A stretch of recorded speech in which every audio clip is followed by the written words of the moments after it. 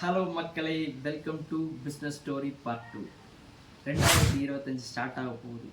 நானும் எங்கள் அம்மாவும் என்ன பண்ணலான்னு யோசிச்சுட்டு இருக்க டைமில் தான் எங்கள் அம்மா அவங்களோட ஷாப்பில் அவங்களே ஓனாக மேனுஃபேக்சரிங் பண்ண மசாலாவை சேல் பண்ணிக்கிட்டு இருந்தாங்க.